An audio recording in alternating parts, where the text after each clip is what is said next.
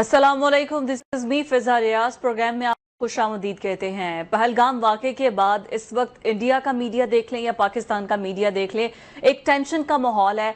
एक तरफ media war जारी है, एक दूसरे पर अल्फाज से अटैक किए जा रहे हैं, दूसरी जानिब गवर्नमेंट टू गवर्नमेंट वॉर जारी है। फिर आप देखिए कि बॉर्डर्स के ऊपर इंडिया ये कह रहा है कि वो सीज फायर की खिलाफ वर्जी कर रहा है पाकिस्तान। उनका अगर मीडिया देख ले, और पाकिस्तान में बताया जा रहा है कि हमें क्या जरूरत पड़ी है कि हम कोई खिलाफ वर्जी करें। आप लोग जब वहां पर गोलाबारी करते हैं, जब फायरिंग करते हैं, तो हम जवाब में आपको चुप करवाने के लिए ये सब कुछ करते हैं। अदरवाइज हमें कोई शौक नहीं है कि हम कोई जंग का मैदान गर्म करें। इंडिया अगर शौक पैदा कर रहा है, अगर उसे जंग करनी है, तो वो अपना शौक पूरा कर ले। 7 रोज गुजर चुके हैं पहलगाम के वाक़े को, और आज मोदी जी अब से थोड़ी देर पहले उन्होंने अपनी कैबिनेट के कुछ लोगों को बिठाकर ये कहा है कि हम उनको फ्री हैंड दे रहे हैं। अगर आर्मी जो है वो उसको बिल्कुल इक्विप्ड किया जाएगा, उसको पूरी की पूरी सपोर्ट होगी। उन्होंने जो भी स्ट्रेटजी आगे पाकिस्तान के खिलाफ तैयार करनी है, उस पर जो गवर्नमेंट ऑफ इंडिया है वो उनका साथ देगी। तो ये भी अपना शौक पूरा कर ले। क्या ही आर्मी आकर कर लेगी वो भी कुछ ही देर में पता चल जाएगा। अभी तो हमने आपको ये बताया है, DGISPR ने आज विद प्रूफ बताया है कि आप लोग क्या कुछ करते रहे हैं पाकिस्तान के अंदर, और उनकी ऑडियोज तक सुना दी गई हैं, उनकी वीडियोस तक दिखा दी गई हैं। जेहलम से उस शख्स को गिरफ्तार किया गया है जो कि रॉ के पेरोल पे था, और इंडिया जो है वो उसको पाकिस्तान के अंदर साजिशें करने में, पाकिस्तान के अंदर जो है वो टेररिस्ट अटैक करने में वो लोग मुलविस थे। यहां तक कि उनको बॉम्ब कैसे बनाना है ये तक की ट्रेनिंग दी जा रही थी। DGISPR की गुफ्तगू सुने। ये होती है स्टेट स्पॉन्सर्ड टेररिज्म। और अगर इंडिया को या इंडिया की इंटेलिजेंस टीम को या इंटेलिजेंस एजेंसी को अगर उनको इतना शौक चढ़ा हुआ है कि उन्होंने इल्जाम लगाना है कि पाकिस्तान इस किस्म के किसी वाक़े में मुलविस है, तो फिर कोई प्रूफ भी दे दे। 7 दिन में उन्हें वैसे तो कोई बात समझ में आई नहीं है। बस वहां पर हर थोड़ी देर बाद मोदी की गवर्नमेंट जब कमजोर होने लगती है वो इस तरह का शोशा छोड़ देता है, और उसके बाद कहते हैं जी पाकिस्तान हर वाक़े में मुलविस है। वैसे ना ये रीत और रिवायत बन चुकी है। यहीं से हम अपने प्रोग्राम का आगाज करते हैं, और DGISPR ने आज जो सबूतों के साथ प्रेस कॉन्फ्रेंस किया है, तो एटलीस्ट ये इंटरनेशनली एक चीज तो वाजे हो गई है। इसार राना साहब, जुल्फिकार राज साहब मेरे साथ प्रोग्राम में मौजूद है। राज साहब, DGISPR के प्रेस कॉन्फ्रेंस से एटलीस्ट एक तो हमें चीज क्लियर हो गया, बल्कि हमें ये भी प्रेस कॉन्फ्रेंस करने की शायद जरूरत ही नहीं थी। हमारे पास तो सबसे बड़ा प्रूफ कुलभूषण यादव है, जो कि बता रहा है, खुद बता रहा है, जो कि एक्सेप्ट कर रहा है कि मैं क्या कुछ यहाँ पर करता रहा हूँ, किसके कहने पे करता रहा हूँ। उनका आज सर्विस फौजी हमने कमांडर यहाँ से पकड़ा था। तो अगर उनको इतना शौक चढ़ा हुआ है कि पाकिस्तान इस वाक़े में मुलविस है, देना प्रूफ, क्यों नहीं दे रहे? फिजा, बिल्कुल आपने सही कहा। एक बार फिर DGISPR ने भारत को बेनकाब किया और उनके इरादों में और उनकी हरकतें कौम के सामने लेकर आए। अगर वो ये ना भी लेके आते तो ये तो पूरी दुनिया के सामने हकीकत बिल्कुल वाज़ेह है कि मोदी क्या कर सकता है। मोदी खुद दहशतगर्द है। मोदी ने जो वहाँ पे इंडिया के अंदर किया, जो वहाँ पे मुसलमानों के साथ आज भी हो रहा है, और जो अकलीतों के साथ वो कर रहा है, वो तो दुनिया का सबसे बड़ा दहशतगर्द है। और दुनिया का सबसे बड़ा दहशतगर्द जिसपे अमेरिका में पाबंदी थी, वो अगर एक मुल्क का हेड बन जाएगा, प्राइम मिनिस्टर बन जाएगा, तो फिर स्टेट स्पॉन्सरशिप पे इसी तरह दहशतगर्दी होगी। और पाकिस्तान इस दहशतगर्दी का शिकार है कई सालों से। बल्कि जब से पाकिस्तान बना है, उन्होंने दिल से पाकिस्तान के वजूद को तस्लीम ही नहीं किया। लेकिन पाकिस्तान अल्हम्दुलिल्लाह कायम है और कायम रहने के लिए बना है। आज भी मोदी को बड़ी तकलीफ हो रही है और मोदी जंग थोपना चाह रहा है, और उसकी बुनियादी वजह यह है कि जो बात आपने की है कि उन्होंने तो एक फाल्स फ्लैग ऑपरेशन कर दिया, एक झूठा प्रोपेगेंडा कर दिया, उसकी बेस पे जंग वो थोपना चाहते हैं। पाकिस्तान ने सबूत सामने रख दिए कि ये होते हैं सबूत, ये होते हैं अदारे, ये होती है इंटेलिजेंस। और आप 8 दिन हो गए हैं, आप अभी तक एक सबूत नहीं ला सकते। और आपका जनरल कह रहा है कि ये हमारा आपने किया कराया, यानी इंडिया के अंदर से ही हमला हुआ। और फिर आप क्या हो रहा है कि आपकी तो यूनिट्स आपस में दस्तों गिरेबान है, एक दूसरे पे फायरिंग कर रहे हैं। 5 सिख मार दिए आपने, और वहां पे सस्पेंशनें हो रही हैं, अफसरों को सस्पेंड किया जा रहा है। आपकी तो हालत ये है, सिख वहां पर खड़े हो गए आपके खिलाफ। सिख कहते हैं कि आप गुजर के जाएं सही पंजाब की तरफ, 2 करोड़ सिख आपका मुकाबला करेंगे। तो ये सारी सिचुएशन में मोदी को वैसे ही समझना चाहिए। लेकिन जंग मुझे लगता है मोदी की मजबूरी बन गई है। अच्छा, क्यों बन गई है? कि मोदी ये बात करके फंस गया है। Indian opposition, Indian media, Indian कौम मोदी के ऊपर अब चढ़ी हुई है कि मोदी साहब अब आप जाएंगे कहां पे, अब मोदी को कोई ना कोई छोटी मोटी हरकत करनी पड़ेगी, लेकिन वो हरकत करेगा तो आगे से जो जवाब मिलेगा, जो मिल रहा है पिछले 4-5 दिन से 3-4 चौकियां भी उनकी उड़ गई हैं। उन्होंने एक ड्रोन भेजा, वो भी पकड़ा गया जी। अपना एक जहाज उनका फिर रहा था, वो उधर ही तबाह हो गया। तो वो उनको पूरा जवाब मिल रहा है और आगे भी जवाब मिलेगा, लेकिन मुझे लगता है कि मोदी कोई ना कोई शरारत जरूर करेगा। कोई ना कोई शरारत क्या ही करेगा हमेशा। कभी वो गुब्बारा पकड़ लेते हैं, कभी वो कबूतर पकड़ लेते हैं, कहते हैं जी ये जासूस है। कैसे मतलब कैसे जासूस है? कैसे पता चलता है? वो कबूतर के क्या 4 टांगे होती हैं? कैसे पता चलता है ये पाकिस्तानी कबूतर है और जासूस है? देखें, वो उनका जो गाना था ना, कबूतर जा जा जा कबूतर आ, तो वो वहां खड़े होकर मेरे ख्याल ये गाने गा रहे होते हैं। ठीक है ना? उससे पता चलता है। कबूतर जब आता है तो उसे पकड़ लेते हैं। लेकिन असल चीज ये देखें, दुश्मन को कमजोर नहीं समझना चाहिए। ठीक है। जज्बातियत अपनी जगह पे और बुलवतनी अपनी जगह पे, लेकिन दुश्मन को कभी अंडर एस्टिमेट नहीं करना चाहिए। ठीक है। अगर उन्होंने ये फाल्स ऑपरेशन किया है तो कुछ ना कुछ उनके मकासद हैं जो वो यहाँ पे करेंगे। अच्छा, ठीक है। अब मैं इसकी एक थोड़ी सी आपको समझाता हूँ कि इस रीजन में पिछले कुछ दिनों से कुछ थोड़ी सी चेंजेस थी। मिसाल के तौर पे ईरान पे अमेरिका हमला करना चाह रहा था, उसकी तैयारी में था वो। पाकिस्तान और चीन बार बार इकट्ठे हो रहे थे और सी पैक का मामला और हमारी ग्वादर पोर्ट एक्टिव हो रही थी। ठीक है। उसके बाद वो जवाहरात नहीं, वो क्या कहते हैं, मादनियात की एक जंग शुरू हो गई चीन और अमेरिका में। बदकिस्मती से पाकिस्तान में मिनरल्स मौजूद हैं। बदकिस्मती से इसलिए कि हम नहीं खुशकिस्मत होते तो हम अपने मिनरल्स खुद निकालते और खुद बेचते। अच्छा। हम इसलिए बदकिस्मत है कि हमारे पास जो असासे हैं हम उनको खुद अपने तौर पे कुछ नहीं कर सकते। फिर पाकिस्तान बदनसीब नहीं है, पाकिस्तान तो खुशकिस्मत है, यहाँ पे रहने वाले बदनसीब है। नहीं, यहाँ की लीडरशिप है। चले, मैं आपकी इस बात को इसी तरह मान लेता हूँ कि जी ये बदकिस्मती, लेकिन मैं अपने बच्चों को तो ये भूख में नहीं समझा सकता कि ये बदकिस्मती हमारे सर पे क्यों आई है। अगर हमारे यहाँ गुर्बत है तो क्यों है ये बदकिस्मती, मैं तो नहीं उन्हें समझा सकता कि ये लंबा फलसफा है। अब इस सारे बात को जब आप समझेंगे तो ये जो रीजन है ये एक जंग का मैदान बनने जा रहा है। ठीक है।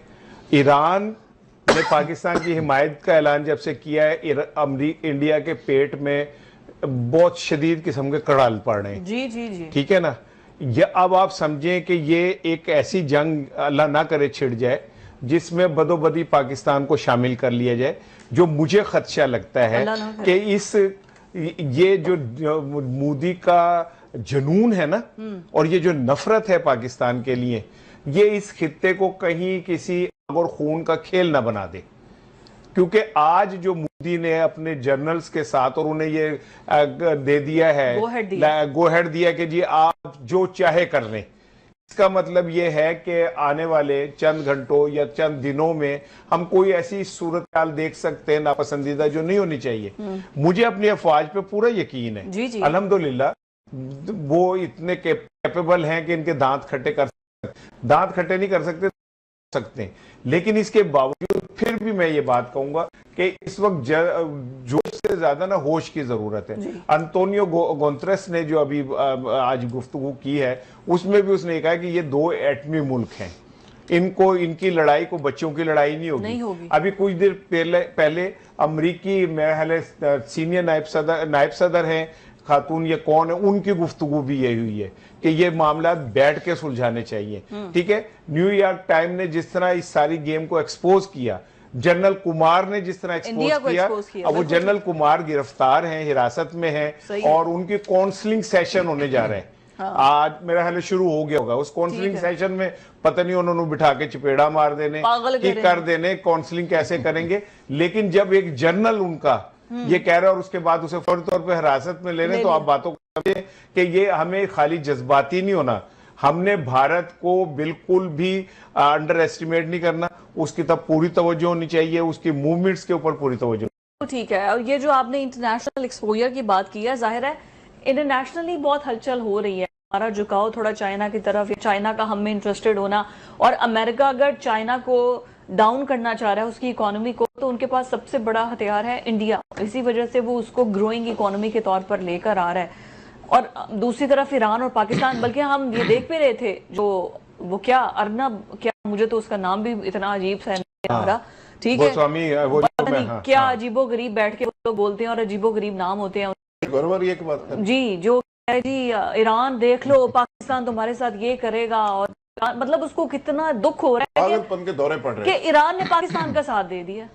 अच्छा, इस पे फिजा जो नक्शा बन रहा है ना, अब ये ज़हन में रखें कि एक तो मैंने कहा कि मोदी, ये जंग मोदी की मजबूरी बन गई है और इसमें अमेरिका उसके साथ खड़ा है, इजराइल उसके साथ खड़ा है, और ये जंग जो है इजराइल और अमेरिका की ईमा के ऊपर भारत शुरू करने इसलिए जा रहा है कि भारत को वो इस खिते का चौधरी बनाना चाह रहा है, जिसको पाकिस्तान ने कभी तस्लीम नहीं किया। अब चूंकि चाइना की और अमेरिका की लड़ाई जो हो रही है, इक्तिसादी लड़ाई बज़ाहिर हो रही है, वहां पे सरहदें नहीं मिलती और वो एक दूसरे को मिसाइल तो नहीं मार रहे, लेकिन वो इक्तिसादियात के मिसाइल मार रहे हैं, और उसमें चाइना जीत गया और अमेरिका बुरी तरह एक्सपोज हो गया।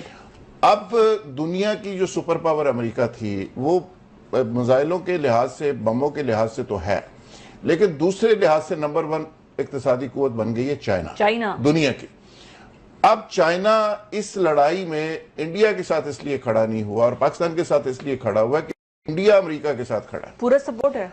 अब चाइना ने उसको भी अलर्ट कर दिया है कि उन्होंने कहा कि जी हमारा जो एरिया वहां पे डिस्प्यूटेड है इंडिया के साथ, उनका वो उनको भी मौका मिल जाएगा। और दूसरा, चाइना ऑल आउट जाके पाकिस्तान को सपोर्ट कर रहा है, हथियार भी दे रहा है जी, और वो हथियार उन्होंने दिए जो उनकी फौज के ज़ेरे इस्तेमाल है, और बहुत बड़ी सपोर्ट एयरफोर्स को इक्विप्ड किया है, लेटेस्ट टेक्नोलॉजी दी है, और जिस पे इंडिया के अंदर सफे मातम बिछा हुआ है। ईरान पाकिस्तान के साथ खड़ा हो गया जिस पे चीखें निकल रही है इंडिया की, यस, और वहां पे जनरल बख्शी के मुंह से जाग निकल रही है, गोरोवारिया पिट रहा है और ईरान को गालियां दे रहा है, हाँ जी, कैसे हो तुम, वफादार नहीं हो तुम, क्या हो। अच्छा, इसी तरह आगे चल के चाइना और ईरान जब आपके साथ खड़ा होगा तो रशिया कभी भी नहीं जा सकता, ये तो रशिया भी आपके साथ खड़ा होगा। गो के इंडिया के साथ उसकी अंडरस्टैंडिंग है, लेकिन वो अमेरिका और इंडिया और इजराइल के साथ नहीं जाएगा। फिर अफगानिस्तान आ गया, ये एक रीजनल पूरी एक फोर्स बनने जा रही है, और गो के पाकिस्तान के से आगाज इन्होंने किया है, लेकिन अल्टीमेटली ये जंग इंडिया के गले पड़ जाएगी। इसको रशिया भी सपोर्ट करेगा, अफगानिस्तान भी साथ खड़ा होगा, ईरान भी होगा, चाइना भी होगा, और पाकिस्तान इंशाल्लाह फ्रंट से इसको लीड करेगा। ठीक है, इंडिया को ये अंदाजा ही नहीं था मोदी को कि ईरान इनके साथ खड़ा हो जाएगा, चाइना इनके साथ खड़ा हो जाएगा, और ये जब डेवलपमेंट हुई है और उसके बाद वो जेन्युइन परेशान है। अब वो जंग से पीछे नहीं हट सकता, छोटी मोटी हरकत उसको करनी पड़ेगी, सर्जिकल ऑपरेशन टाइप, लेकिन उसका सरप्राइज जो उसको मिलेगा उसको समझ नहीं आएगा। अब वो सर्जिकल स्ट्राइक करने ही अभिनंदन शायद आया था ना, और पकड़ा गया था, और फिर उसको क्या लोगों ने, मुकामी लोगों ने पकड़ के उसकी सही उसकी छतरोल की थी। तो अभी भी कोई इसी किस्म की कोई हरकत रेलवे रोड या फिर बलूचिस्तान में तो इसके ताने बाने हैं, क्या नाम है, रेलवे रोड पे ऑर्डर हमने दे दिया, वो खास किस्म के कुलचे बनते हैं, हमने चाय के साथ पेश करने इस बार।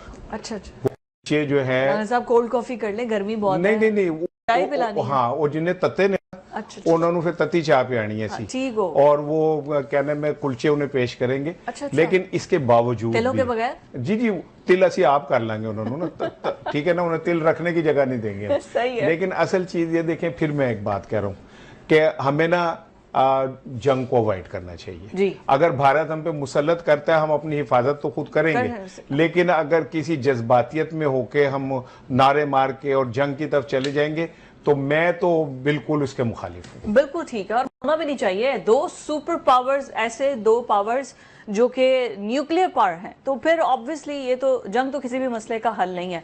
बड़ी ताकतें जंग लड़के भी क्या ही सीखा है उन्होंने, लेकिन खैर एनीवेज लगती कि आगे क्या होता है पाकिस्तान के अंदर और यहाँ पाकिस्तान के बॉर्डर, इंडिया कोई ऐसी हरकत करता है या नहीं करता है। I have to go on a break, stay with us। बानी पीटीए जेल के अंदर मौजूद है और पिछले 20-25 से उनकी फैमिली बार बार उनसे मुलाकात की कोशिश करी है कि किसी भी तरीके से मुलाकात हो जाए, लेकिन अडियाला जेल के बाहर एक शो किया जाता है जिसमें उनकी बहनें आती हैं, पुलिस वाले कहते हैं कि नहीं मुलाकात होने देनी है, धक्के भी दिए जाते हैं, कभी उनको अरेस्ट कर लिया जाता है, अरेस्ट करने के बाद उन पर गिरफ्तारी डाल के कहीं दूर जाकर उनको ड्रॉप कर देते हैं, फिर एक पूरा ड्रामा किया जाता है और एट द एंड मुलाकात नहीं करवाई जाती है। लेकिन जो लॉयर्स की टीम है वो जब चाहती है जाकर मिल सकती है और फिर वो अपनी मर्जी से बयानात भी दे देते हैं। अलीमा खानम ने मीडिया टॉक की है, जरा वो सुने। गुफ्तगू आपने सुनी आई उनकी बहन, और आज भी उनको मुलाकात की इजाजत नहीं दी है। राज साहब, व्हाट्स योर टेक? क्यों नहीं मुलाकात की इजाजत दे रही? मसला क्या है? एक बार बहन भाइयों की मुलाकात हो जाने दे। ये रोज ड्रामा करके गवर्नमेंट को क्या है मतलब? ये पॉइंट स्कोरिंग तो पीटीआई के हक में ही जा रही है, हमदर्दियां। बिल्कुल पीटीआई के हक में जा रही है, और पीटीआई को एक इवेंट रोजाना की बुनियाद पे मिल रहा है, और मीडिया हाइप मिल रही है, मीडिया प्रेजेंस हाइप मिल रही है। कुछ ना करके भी हाँ। बड़ा जलसा करके, को बहुत बड़ा धूम धड़के के बगैर ही वो रोजाना सारा दिन सोशल मीडिया के ऊपर छाए रहते हैं, और एक इवेंट नया उनको मिल जाता है। लेकिन ज्यादा ही अच्छा होता कि जो बानी पीटीआई की बहनें बेचारी वहां पे खड़ी होती हैं, उनकी जगह कोई 10, 20, 50 एमपीए, कोई 10, 20 सेनेटर्स, एमएनएस।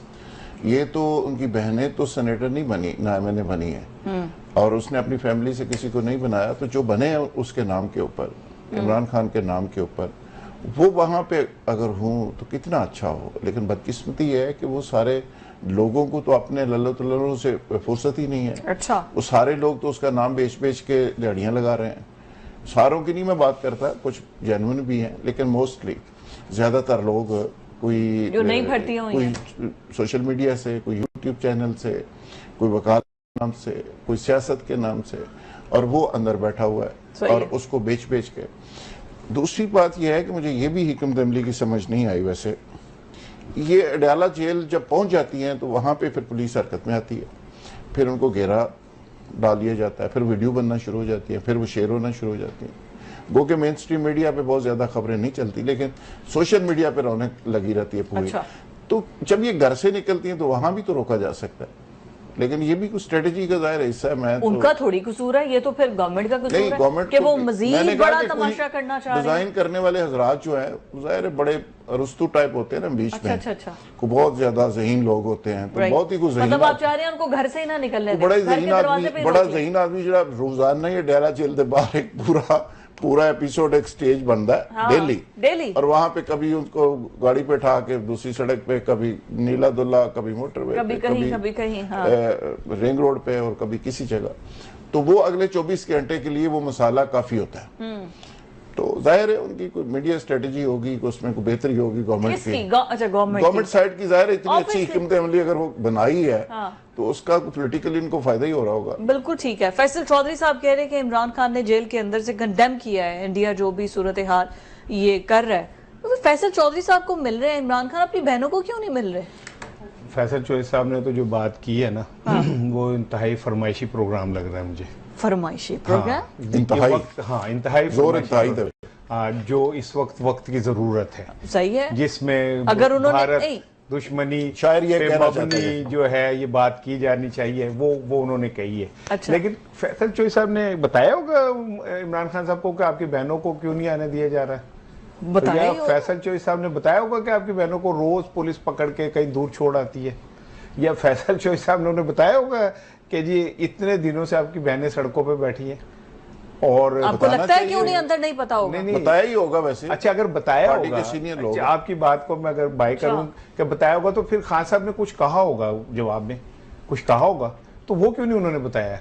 उन्होंने बस खाली उन्होंने ये क्यों बताया कि इंडिया की बात पे, या वो सिर्फ यही बात कहने गए थे कि पैन इंडिया के साथ जंग हुई है, तो उन्होंने कहा बहुत बुरा हुआ, और वो उसके बाद वो फटाफट वापस आ गए। हो सकता है 1 मिनट की मुलाकात। मेरे दोस्त हैं फैसल चौधरी साहब, भाई हैं, हम बड़ा एहतराम करते हैं, लेकिन ये मुझे ना लगता है कि कोई जैसे वो के ऊपर वो कोई मुझे फरमाइशी प्रोग्राम लग रहा है। दूसरी चीज ये है कि देखें, एक तारीख लिखी जाती है और वो तारीख ना कभी मिटाई नहीं जा सकती। राइट। बेनजीर भुट्टो का बिलावल और बख्तावर को गोद में लेके सड़कों पे मारे फिरना, आप जो मर्जी कर लें, आप वो मिटा नहीं सकते। इसी तरह फातिमा जिन्ना की अपने भाई के लिए जो एफर्ट थी, आप उसको नहीं मिटा सकते। राइट। इसी तरह अलीमा और उनकी बहनों की इमरान खान के लिए जो स्ट्रगल है, आप उसे नहीं मिटा सकते। तो मरियम की अपने फादर के लिए जो स्ट्रगल है उसको भी नहीं मिटा सकते। जी, वो आपने कोड कर दी, शुक्रिया। मैं जब भूलता हूँ तो आप मरियम साहिबा का मुझे याद करा देती है। तो मतलब उनकी भी अपने फादर के लिए स्ट्रगल है। जी, मैं कह रहा हूँ नहीं, फादर के लिए नहीं, जमहूरियत के लिए, जमहूरियत के लिए, लेकिन अपने बाप के लिए भी। और अल्हम्दुलिल्लाह वो जमहूरियत नहीं हो सकी, अदरवाइज चौथी दफा मियाँ साहब जरूर वजीर आजम बनते, लिहाजा जमहूरियत नामुकम्मल है। मैं ये समझता हूँ कि जब तक मियाँ साहब साहब वजीर आजम नहीं बनेंगे चौथी दफा, जमहूरियत लंगड़ी लूली और काणी रहेगी। अब किसकी कहानी रहेगी मुझे नहीं पता। लंगड़ी क्यों हुई, किसने टांग तोड़ी, ये भी मुझे नहीं पता। लूली कैसे हुई, ये हादसा कैसे हुआ 8 फरवरी के बाद अचानक, ये भी मुझे नहीं पता। मैं तो जमहूरियत को लंगड़ा लूला देख रहा हूँ। वापस आ गए हैं नवाज शरीफ। हाँ माशाल्लाह। वो जो कह रहे थे कि नहीं आएंगे वापस और वहीं पर रहेंगे, बड़ा लंबा अरसा वहां पे रहेंगे, वापस आ गए। नहीं बिल्कुल आ गए हैं। और इंडिया पाकिस्तान में डिप्लोमेसी कर रहे हैं, काम कर रहे हैं मुल्क का। सही। और इसमें बड़ा बेहतर काम कर रहे हैं। इस पर कल भी बात की थी, किस चीज की डिप्लोमेसी कर रहे हैं? उनके मोदी से अच्छे ताल्लुकात है, वो कहेंगे कि टेबल टॉक पे बैठ के मसला हल फायदा ही करेंगे मुल्क को, नुकसान थोड़ा करेंगे। क्या कहेंगे कि आप मुज़ाकरात करें हमारे साथ? वो झूठ बोल रहा है इंडिया, बकवास करता है इंडिया, हम पे गलत इल्जाम लगा रहा है इंडिया। हमारे DGISPR ने उसका असल चेहरा दिखाया। हम क्यों मुज़ाकरात करें? ये कोई शख्स क्यों मुज़ाकरात करे? किस मैंडेट से कर रहे हैं? नवाज शरीफ साहब को कौन सा मैंडेट मिला हुआ है जिसके तहत वो कर रहे हैं? नहीं, क्या हमारी एक मिनट ठहर जाए, वो कौन होते हैं मुज़ाकरात करने वाले?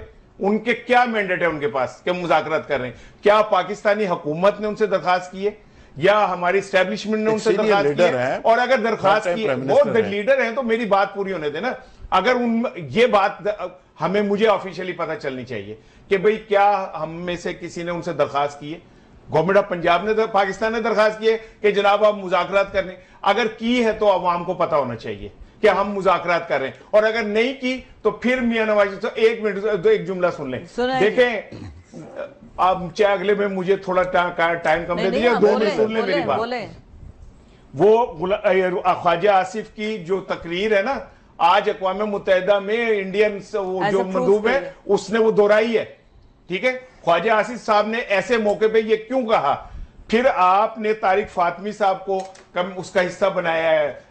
वो कमेटी जो बनी है, तारिक फातमी साहब वही हैं जिनके ऊपर इस्टेब्लिशमेंट के खिलाफ साजिश करके डॉन लीक्स का इल्जाम है। ये क्यों सब चीजें इकट्ठी हो रही है भाई?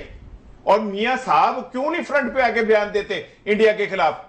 क्यों नहीं दंदान शिकन जवाब? इनको ये तो याद है कि जनाब उनकी बहनें जो हैं यूं नहीं बोल रही, ये फला नहीं बोल रहा। मियां नवाज शरीफ साहब की जरूरत है मुझे इस टाइम कि वो आगे बढ़ के बात करें। क्यों नहीं करते वो बात? आप बढ़ने का दे रहे हैं, आप तो कह रहे हैं कि वो किस बेस पर मुज़ाकरात कर रहे हैं। बयान से तो नहीं रोक सकता ना। अभी आप कह रहे हैं कि वो क्यों बयान से तो नहीं रोक सकता ना। वैसे क्यों, क्या बात है? जो बैकडोर डिप्लोमेसी होती है ना, वो उसके जलसों में ऐलान नहीं किए जाते ना, टीवी पे आके बताया जाता है कि जी मैं बैकडोर डिप्लोमेसी कर रहा हूं, तो सुन लो जी मैं की कर रहे हैं। अच्छा, बैकडोर डिप्लोमेसी ऐसे ही होती है। और इंडिया पाकिस्तान की जंगों के दौरान भी बैकडोर डिप्लोमेसी चलती रही है। और मुझे याद है कि मुशर्रफ साहब जिन दिनों में मुक्के लहराते थे इंडिया के खिलाफ और मोदी को तड़ियां लगाते थे, उन दिनों में उनके प्रिंसिपल सेक्रेटरी हैं तारिक अजीज साहब, वो इंडिया बैठे होते थे। हर रोज वो बातचीत कर रहे होते, खुशी कसूरी बात कर रहे होते थे, बैकडोर डिप्लोमेसी चल रही होती थी। कश्मीर पे बहुत सारी चीजें तय हो गई थी। तो बैकडोर डिप्लोमेसी का इस तरह ऐलान तो नहीं किया जाता जैसे रान साहब की ख्वाहिश है कैसे ऐलान किया जाए। अच्छा, लेकिन जो ख्वाजा साहब ने जो स्टेटमेंट दी है, देखें जो बयान देंगे तो फिर डिप्लोमेसी नहीं कर सकेंगे। अच्छा, तो लिहाजा ख्वाजा साहब ने जो बात की है ना, मजम्मत तो करनी चाहिए। ख्वाजा साहब ने जो स्टेटमेंट की है वो वाकई ऐसी स्टेटमेंट है, वो डैमेजिंग स्टेटमेंट है और वो इंडिया को मौका मिला है। और ये फर्द जुर्म एक तरह पाकिस्तान के खिलाफ वो स्टेटमेंट बन सकती है आगे चल के। और उन्होंने यूएनओ से रजू भी कर लिया उस स्टेटमेंट पे। और इस तरह का ऐसी टाइमिंग पे इस तरह का क्या जरूरत थी? वैसे यूनाइटेड नेशंस ने क्या ही कर लिया, कश्मीर वाला मसला तो हल करवाया नहीं, तो इंडिया जाके क्या करेगा? यूनाइटेड नेशन ने जाके को कब्जा थोड़ी छुड़वाना होता है। सही है। वो केड़ा SHO है जड़ा डंडा फड़ के चला जाएगा? वहां पे हमारी किसी भी मुल्क की जो जंग होती है वो सिफारती सतह पे होती है, इखलाकी तौर पे। क्या जरूरत थी ख्वाजा आसिफ साहब को यह बयान देने की जो हमारे गले में पड़ गया? और वो अगर कोई ये कहे उन्होंने अमेरिका को फंसाने की कोशिश की, तो अमेरिका इतना बड़ा बदमाश है, उसकी तरफ आंख उठा के कौन देख सकता है? हाँ, आप कह रहे हैं जी हमने उनके बिहाफ के ऊपर ये जराइम किए, ठीक है। अमेरिका कह देता है कि मैंने तो नहीं कहा, तो फिर आप किस मुंह से? आप तो इकरार कर चुके कि आपने किए। सही बात। आप बताने के जी हमने दुनिया में ऐसे ऐसे किया।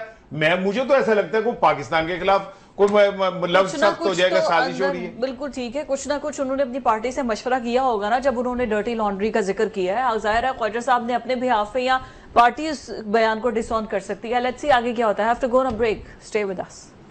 नेहरू का एक मसला बना हुआ था विफाक, पंजाब हुकूमत और पीपल्स पार्टी के दरमियान। सिंध के अंदर जो नेशनलिस्ट पार्टी थी वो एहतजाज कर रही थी, जिसको बेस बनाकर तमाम पीपल्स पार्टी को भी मजबूरन जो है वो उनका साथ देना पड़ा और कहा कि पंजाब जो है वो सिंध के हिस्से का पानी इस्तेमाल करेगा और वो बहुत ज्यादती करेगा। और उसके बाद एक कमेटी बनाई गई जिसमें कहा गया कि फैसला किया जाएगा कि इस मसले को ठीक तरीके से हल किया जाए। तो अब ये मसला ठीक तरीके से हल यूं होगा कि ये फैसला किया गया है कि नई नहरें जो 6 कैनाल्स बन रही थी वो अब नहीं बनेगी। राज साहब, यही फैसला करना था इस कमेटी ने, तो इतना कौम का वक्त क्यों जाया किया? देखिए, जुडिशरी के अंदर ना ये एक टर्म होती है कि कोई शख्स ऐसी झूठी दरखास्त दे ना और अदालत का वक्त ज़ाया करे। हाँ। तो जज एक स्टेज के ऊपर उसके पास इख्तियार होता है कि वो कहता है जी आपने कौम और मुल्क का पैसा, जज का वक्त, अदालत का वक्त ज़ाया किया, आपको इतना जुर्माना किया हर्जाना दे दें। अच्छा, ये जुर्माना तो इस कौम को इतनी दफ़ा हुआ है कि एक ऐसी फजूल बहस हुई, नतीजा उसका कुछ नहीं निकला। मिसाल के तौर पे माजी में कई लोगों को सजाएं हुई और इतनी बड़ी एक्सरसाइज हुई, 500 पेशियाँ हुई, अरबों खरबों पे इस कौम का लग गया, तो खजाने में टका नहीं आया। इसी तरह आपने जो बुनियादी पॉइंट छेड़ा है केनाल का, देखिए ये 6 की 6 केनाल्स जो हैं ये एक नेशनल इंटरेस्ट का एक प्रोजेक्ट था और बड़ा ज़बरदस्त मनसूबा था, इस पर बड़ा काम हुआ, बहुत लोगों ने मेहनत करके इसको एक प्रोजेक्ट के तौर पे लेके आए। लेकिन बदकिस्मती ये है कि फिर सियासत आड़े आ गई। सही है। पीपल्स पार्टी की सियासत ऑलमोस्ट सिंध के अंदर ख़त्म हो रही थी और बिल्कुल एट स्टेक उसको रिवाइव किया। मेरा ख्याल है उसमें नून लीग ने उसको रेस्क्यू किया। अच्छा। और उनकी सियासत बच गई है। लेकिन इसके बावजूद वहाँ पे सिंध के अंदर जो कौम प्रस्त हैं, जो GDA है, जो जूनियर भुट्टो है, जो बाकी लोग हैं, वो अभी भी बहुत ज़्यादा इस इशू को पता नहीं क्यों छोड़ ही नहीं रहे। अभी भी सड़कें ब्लॉक हैं। अब किस चीज़ पे ब्लॉक है? और मुश्तरका मफादात कौंसिल का इजलास पहले तो होता था कि ऐसे प्रोजेक्ट करने के लिए, अब रोकने के लिए सही है, इस पे किया गया। तो उसमें ये होता है कि जब आप घर पे लड़ रहे होते हैं ना, तो फिर दुश्मन फ़ायदा उठाता है। तो आपके घर में पानी पे लड़ाई हो रही थी कि जी मेरा पानी, तेरा पानी, सिंध का पानी, पंजाब का पानी, तो इंडिया ने पूरा फ़ायदा उठाया इस पर। उन्हें क्या पानी बंद कर दो, चलो तुसी जो लड़ाई लड़ रहे हो। उसने देखा कि ये एक ऐसा इशू है, सुलगता हुआ इशू है जिस पे ये लड़ रहे हैं, सही है, सूबे लड़ रहे हैं, उसी को टारगेट करें। तो उसी को टारगेट करें। राइट। तो जब आपके घर में लड़ाई होती है ना, एक घर आपका इन ऑर्डर नहीं होता, तो फिर दुश्मन उसका भरपूर फायदा उठाता है। बिल्कुल ठीक है। अब ये जो आज 4 वज़राए आला थे, काउंसिल मेंबर्स थे इस कमेटी के, 25 और अहम शख्सियात थी, इतना अहम फैसला हुआ। क्या हुआ कि जो कैनाल्स बननी है उसको मुस्तरद करते हैं। तो क्या यही फैसला वक्त आया? आप जरा बात प्रैक्टिस किया कि ये कैनाल्स बनती, इसका फायदा पंजाब को होता और बेसिकली इस्टेब्लिशमेंट को होता जो ग्रीन इनिशिएटिव के ऊपर काम कर रही थी, ठीक है ना। और अगर इसका रिजल्ट आता तो डेफिनेटली मरियम साहिबा के बल्ले बल्ले होती कि भाई पंजाब ने इतनी क्रॉप्स, बाला तरीन, ये वो, और इस्टेब्लिशमेंट का जो ख्वाब था कि हम पाकिस्तान को ग्रीन करेंगे वो होता। लेकिन इसकी पॉलिटिकल बेनिफिशियरी मरियम साहिबा होती। ओके। अगर मरियम साहिबा बेनिफिशियरी होती तो शहबाज साहब को कैसे वो अफोर्ड करते थे? उनके बेटे की भी सियासत है। और जरदारी कैसे अफोर्ड करते? उनके भी बेटे की सियासत है। तो फिर ये इन दोनों ने एक मिलके मरियम साहिबा का रास्ता रोका और इस्टेब्लिशमेंट का ख्वाब एक रोका। कि ये एक ये दोनों एस्टेब्लिशमेंट का ख्वाब रोक सकते हैं। अब ये इसकी सजा कब मिलती है मुझे नहीं पता। अच्छा, ठीक है, अभी तो हालात ऐसे नहीं है। अच्छा। लेकिन एक्चुअली तो एस्टेब्लिशमेंट क्या चाह रही थी कि यार एक ग्रीन इनिशिएटिव, बड़ा जबरदस्त, पाकिस्तान को फसलें मिले, उसके पैसे आए, पाकिस्तान में खुशहाली आए, जमीनें आबाद हों। तो लेकिन वो अगर यहाँ पे ये जब फसल उगनी थी तो वो तो सऊदी अरब, ये वो उनके पैसे होते तो पंजाब को मिलने थे। अच्छा। तो इन्होंने कहा कि यार हीरो तो मरियम साहिबा बन जाएंगी। अच्छा। फिर इन दोनों ने मिलके एक गेम प्लान की। अच्छा। और उस गेम के तहत पहले तो अब आसिफ अली जरदारी से ने मुश्तरका इजलास में इसे ब्रेक किया। अदरवाइज उससे पहले किसी को पता था? किसी को नहीं पता था, सब कुछ हो रहा था। अब उन्होंने खुद ही मंजूरी भी दे दी थी और उसके बाद जनाब अली काम भी हो रहा था, बन भी रहा था, प्रोजेक्ट भी शुरू हो गया था। अचानक जब ये फील हुआ कि वो बेनिफिशियरी तो मरियम साहब हो जाएंगी, तो या फिर रोक दिया उन्होंने। फिर ये दोनों ने मिलके एक गेम डाली और वो गेम कामयाब हो गई।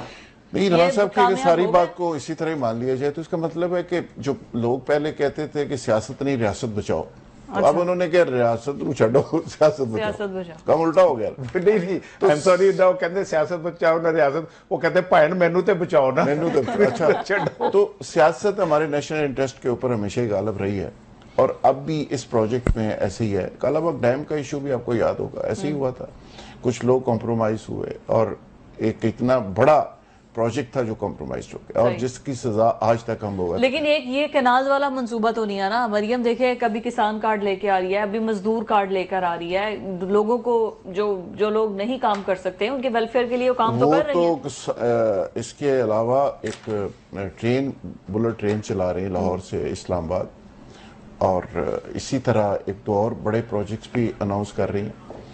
वो तो करी जा रही हैं, उसमें कुछ पूरे हो जाएंगे, उनके टन्योर में कुछ चलते रहेंगे, लेकिन बहरहाल पॉलिटिकल लोगों का यही काम होता है कि उनको प्रोजेक्ट्स करने चाहिए। लेकिन इस पे बदकिस्मती ये है कि अगर चोलिस्तान आबाद हो जाता, ग्रीन इनिशिएटिव प्रोग्राम आगे बढ़ जाता है, जिसपे बाहर के लोगों का भी पैसा था, सऊदी अरब का पैसा था, यूएई के लोगों का पैसा था, हाँ। और ये को 13-14 बिलियन डॉलर की इंपोर्ट होती है आपकी एग्रीकल्चर की। गंदम पाकिस्तान में होती है, चावल होता है, और हर दफा बाहर से इंपोर्ट करते हैं, चीनी बाहर से इंपोर्ट करते हैं, पहले हम एक्सपोर्ट करते हैं फिर इंपोर्ट करते हैं। तो ये धंधा है पर गंदा है, धंधा है पर गंदा है, पर चलो आगे पीछे कर रहा जो भी है, मतलब लोग समझ गए, सही है। तो ये एक धंधा चल रहा है, और पहले हम उसको एक्सपोर्ट करते हैं, फिर इंपोर्ट करते हैं, फिर लोगों की दिहाड़ियां लगती है। आपको याद ही है कि उस पे गंदम पे कितने लोगों काकड़ साहब की, हाँ, काकड़ साहब की और कईयों की लगी, और हर साल लगती है अल्लाह के फजल से। जो गंदम घर में होती है वो जाया कर देते हैं, हाँ। अपना किसानों को आप प्राइस नहीं देते, लेते नहीं, हालांकि लेके आप गवर्नमेंट ही उसको स्टोर कर ले बड़ी तादाद में, तो कम से कम बाहर से मंगवानी ना पड़े, हाँ। तो ये फौज ने एक इनिशिएटिव लिया था और इसका सूबों को जाना था हिस्सा, लेकिन मुझे बड़ी अफसोस हुआ है कि ये एक बड़ा फैसला था जो कॉम्प्रोमाइज फैसला किया गया राना साहब। लेकिन फिर भी हर पॉलिटिशियन को, ठीक है कालाबाग डैम भी तो नहीं बना ना, अब कैनाल वाली सियासत तो चलो ये चैप्टर तो क्लोज हुआ। इसके अलावा मरियम साहिबा जो काम कर रही हैं, जो कार्ड्स दे रही हैं, वेलफेयर के काम कर रही हैं, लाहौर के अंदर देखिए इंक्रोचमेंट का बड़ा उन्होंने काम किया है, तो उनकी सियासत तो खत्म नहीं हो सकती है। नहीं, मुझे खुशी हो रही है, ये संजीदा प्रोजेक्ट जिनका जिक्र नहीं, मैं भी इसे बहुत संजीदगी से ले रहा हूँ। 3000 रुपये महीना मिलेगा, अच्छा, तो बड़ी अच्छी बात है। मैं एक पिज्जा और साथ 2 बोतल आ जाएंगी उसके, तो अगर यही मदद है कि एक लोअर मुतवसत तबके का आदमी घर में एक पिज्जा मंगाए तो उतने पैसे आप किसी को दे रहे, तो चले कुछ तो आ रहा है। मैं चले फ्री का पिज्जा ही सही, हाँ, यही समझ लेंगे कि किसी दोस्त ने स्पॉन्सर कर दिए, लेकिन हर महीने आएंगे तो चले, ये तो नहीं, कुछ वो तो ठीक कुछ तो जरूर पानी का बिल ही अदा हो जाएगा। मैं ये समझता हूँ कि ये एक अच्छी बात है, जितनी हमारी औकात है उतनी हमें इमदाद मिल रही है, सही है, ठीक है ना। हमारी औकात ही इतनी है 3-1000 वाली या इस तरह, और अभी मेरा ख्याल है पंजाब हुकूमत ने 54 करोड़ की के कितने की गाड़ियां खरीदी हैं, 46 करोड़ 78 लाख 46 करोड़ 78 लाख की प्रोटोकॉल की गाड़ियां खरीदी हैं। तो ये जैमर्स वाली, हाँ वही ना, तो आम आदमी की 3000 औकात है, उसे 3000 मिल गए, जिनकी औकात 46 करोड़ वाली है उन्हें 46 करोड़ की गाड़ियां मिल गई। तो ठीक है, हिस्सा बकदर जुस्सा चलना चाहिए, और मैं बड़ा अप्रिशिएट करता हूँ मरियम साहिबा के एफर्ट को कि उन्होंने गरीबों का ख्याल करके 3000 रुपए की खतीर रकम उन तक पहुंचाई, और बेहतर लोगों का ख्याल करके 46 करोड़ रुपए की गाड़ियां उन तक पहुंचाई।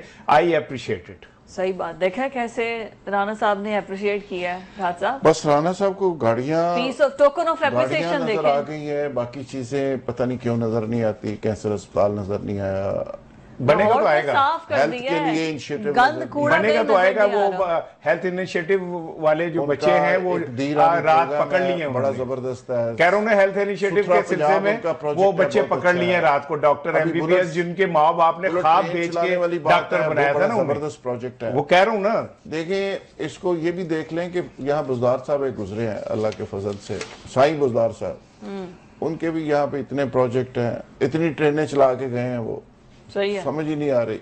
एक साईं के पीछे बैठे ने, सही है, वो भी साईं है और वो भी साईं है, वो साइयां नालों तो काफी बेहतर है। राणा साहब जरा ये इन्हीं को गुंजाइश जरूर दो कि वो एक मेच्योरिटी के साथ प्रोजेक्ट्स लेके आ रही है, और पीछे उसकी टीम काम कर रही है। अलग बात है कि पीटीआई पूरा एक नैरेटिव डेवलप कर रही है उनके लेकिन खिलाफ। देखिए वो अभी फिलहाल खामोश है, कोई पॉइंट्स करेंगी, इवन केनाल्स वाले इशू पर नहीं बोली, वो सिर्फ डिलीवर कर रही है, काम कर रही है, बी फोकस्ड। फोकस्ड। नहीं, मैं बिल्कुल एग्री करता हूँ। और बल्कि मुझे तो ये जो अभी क्या नाम है वो बच्चे डॉक्टर जो थे जो रात पकड़े गए और सही है। उनको मारपीट भी उन्हें हुई है, वो तो वो भी मुझे बता रहे थे कि वो मतलब प्रैक्टिकली यकीन रखती हैं चीजें करने में। नहीं तो वो बच्चे बैठे रहते क्या फर्क पड़ा था, लेकिन प्रैक्टिकली हमने कहा कि नहीं यार आपको उठना चाहिए, डिस्पर्स कर देना अब हाँ उनको, डिस्पर्स लेकिन कर वो दें। देखिए अल्लाह उनके ऐसे साथ- आपको कभी किसी प्रोटेस्ट में डिस्पर्स ना कराए, उन्होंने वावा सटा लगी है। नहीं, काफी बुरी हालत है, बिल्कुल ठीक है उनके साथ। अब ज्यादती है क्या है, ये तो गवर्नमेंट की टीम जब बैठेंगी, मुज़ाकराती टीमें बैठेंगी, वो अपने तहफ़्फ़ुज़ात रखेंगे तो पता चलेगा कि मसला किस तरफ हल होता है। आज के प्रोग्राम से इतना ही, अल्लाह हाफ़िज़।